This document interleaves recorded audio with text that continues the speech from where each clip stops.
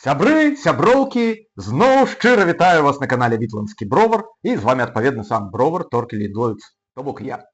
Нарэшце скончыліся ўсе святы, і я магу вярнуцца нармальна да броварскай справы і зноў варыць піва і записываць ролікі, як я гэта раблю. Нагадаю, што калі вам падабаюцца мае ролікі ці тое, што я раблю, навогуле моя справа, то вы можете падтрымаць мяне праз Buy Me Coffee, і спасылачку я пакіну ў апісанні. Шчыры дзякуй. Итак, што я сёння буду варыць? Сёння я выбраў нешта незвычайнае для варкі. Мне цікава вельмі папробаваць гэты гатунак. Ну, я яшчэ не рабіў яго, таму будзем разам з вами глядзець, што атрымаецца. І варыць я буду сёння Golden Stout. Што гэта такое? Golden Stout – это нібыта стаут, як сказано у назве, але ж залацістага колеру, не цёмны. Як гэта магчыма? Давайте разбірацца. Што мне будзе трэба для таго, каб зварыць гэты стаут? Пачнем з соладу. Солад бярэцца на яго самы светлы, базавы пілснер. Я, як звычайна, ўзяў Viking Malt, 4,5 кілаграмы соладу, базавага соладу пілснер. Далей яшчэ 1,5 кілаграмы Munich Light, светлага мюнхенскага соладу, каб прыдаць крыху хлебнасці, пры гэтым каб колер захаваўся ўсё яшчэ вельмі светлы. І, канешне, як стаут мы варым, і гэта будзе нібыта аўсяны стаут, то 1 кілаграм і 200 грам аўсяных шматочкаў узяў. Все гэта я папрасіў мне памяліць разам, у тым ліку і шматкі. І вось мне ўсё ў адзін такі мяшок памялілі, буду разам усё засыпаць. Так, таксама 25 грамаў дрожжаў Коламбус з даволі моцнай альфа-кіслотнасцю 16,3%. Гэта будзе толькі на горыч за 60 хвілін буду класці.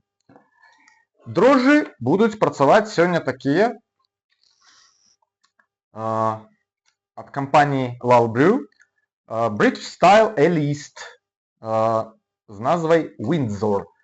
Я іх узяў, таму што ў іх вельмі нізкая атэнуацыя, недзе 70% ўсяго, таму што я хачу захаваць больш шчыльнае цела ў гэтым піве. Ну і з дадаткаў, як звычайна, будзе 1 грам ірландскага імху. І дзе ж тут стаут, запытаецеся вы? Дзе смажаны солад? Як? Адкуль тут стаут? І вось тут самае цікавае. Канешне, гэта будзе крыху такі падман. Мы будзем рабіць смак стауту. То бок гэта не будзе зусім сапраўдны стаут, таму што без жоднага зерня, як мы яго зробім.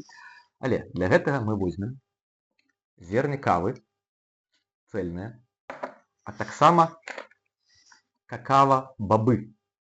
Я іх потым падраблю, падсмажу, і ўсё гэта дадам на другасную ферментацыю, то бок пасля 6-7 дзён, калі дрожжы ўжэ збольшага выбрадзяць. І гэта мае прыдаць нашаму піву той самы стаутавы прысмак. Кажуць, што тыя, хто каштуе яго ўсляпую, ледзь не могуць адрозніць па смаку і па нейкай кансістэнцыі ад сапраўднага стауту. Што атрымаецца ў мяне, пакуль не ведаю, будзем рабіць разам. Гэтым разам я не буду спыняцца падрабязна на кожным этапе працэсу, таму што працэс даволі звычайны будзе. Буду варыць у брузіле, там ужо вада ў мяне награваецца. Зацірка будзе адбывацца 1 гадзіну пры 68 градусах, потым 1,5 гадзіны варкі, за 60 хвілін дадаю хмель на горыч. Ну і ўсё, ахалоджваем, закидываем дрожжы і чакаем. Ось. А потым ужо падрабязней паглядзім, калі буду дадаваць какава і каву. Погнали! Загребные не спать!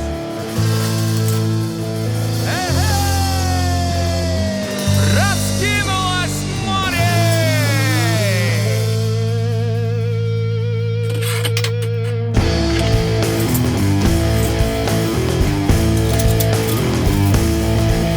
Сестры прибоя за бортом встают. Ой, ладьки лебединой дорогой идут. Ой, парус наполнит северный ветер. Ой, попутный ветер и нам и смерти.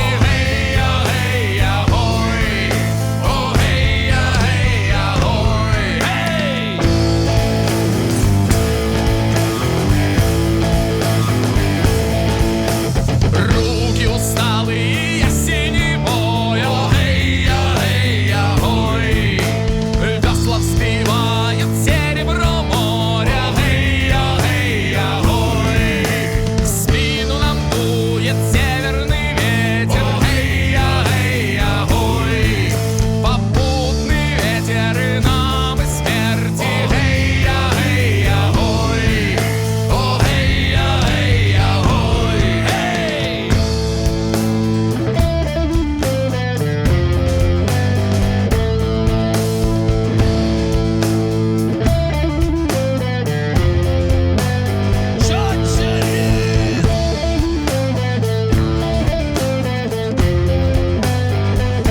Загребные не спать!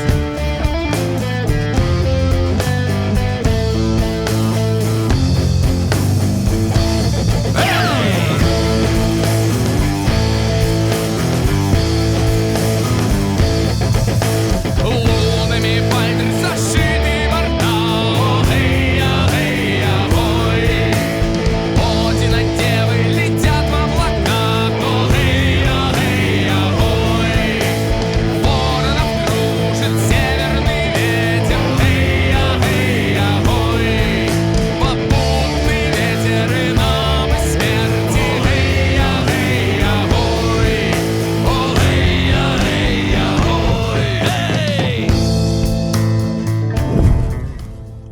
Ну вось нібыта і ўсё.